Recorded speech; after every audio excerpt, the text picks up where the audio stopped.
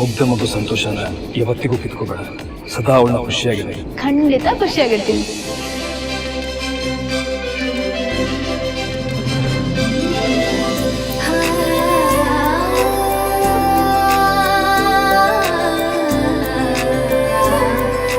ಅಮ್ಮ ನನಗೆ ಏನೇ ಹೇಳಿದ್ರು ಏನೇ ಮಾಡಿದ್ರು ಅದು ನನ್ನ ಒಳ್ಳೇದಕ್ಕೇನೆ. ಅಮ್ಮನ ಸರಿ ಬಾಳಿಗೆ ಉಸಿರಂತೆ ಮಿನುಕುವ